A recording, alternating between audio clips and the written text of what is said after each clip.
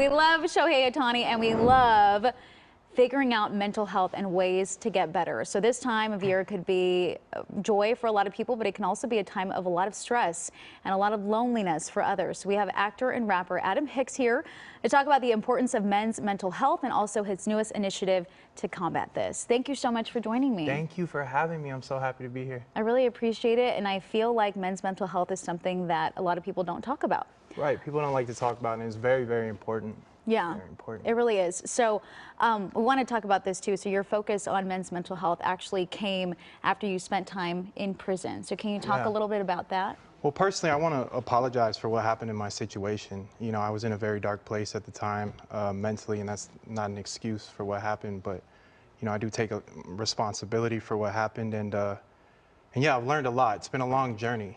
You know, I've been sober 6 years. I'm back out here doing what I love to do, you know, music and acting. And I just dropped a nonprofit called Soundtracks of Life, which is basically focused on people who have been incarcerated or people who suffer from addiction or mental health issues. We started this up so they can get the help they need. So before the time in prison and then the time that you spent there, did you ever take time to look at your own mental health and look at your own experience leading up to whatever it was that happened, and then your experience in prison to then come to this point where you're trying to make a change? Yes, definitely. It got out of hand. When I was young, you know, I started self-medicating, and I dealt with anxiety as a child, and it progressed and progressed. My personal life kind of fell apart, which just kind of fueled the addiction and mental health problems. And it was a very dark time for me at that time. And then I ended up incarcerated, and you know, I did a lot of thinking and how I can better myself in my life. And I've made a lot of changes just to make sure things like this never happen again.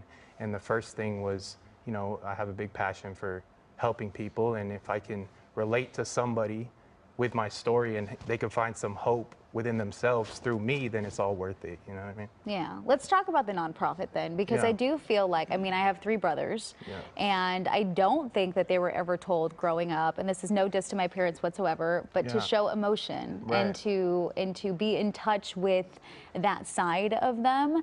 So why is it so important for you to launch this project, and how can people find more about it if people are in need of those types of resources? Well, you can go to soundtracksoflife.org and you can sign up there. Basically, it's music therapy. Music has always been very therapeutic for me, so it's been acting and music. So we're doing therapy sessions through music, which has really helped me, and I really want to help others in the same way, because I relate to that, and it's always been an avenue that I've been able to express myself. People really don't talk about addiction, they don't talk about mental health issues, and I just want to bring awareness to the situation because I've been through it, I know it's a real thing, and it needs to be spoke about.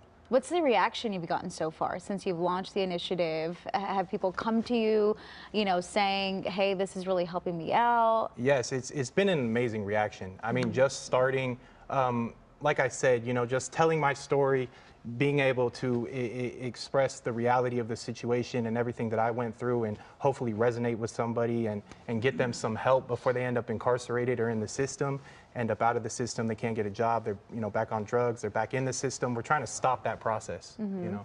How difficult is that process to stop? What's something that you learn that maybe other people can take home with them and learn as well? What I learned, I mean, I learned a lot, but I learned that, you know, there isn't a lot of resources out there for people who need, you know, mental help.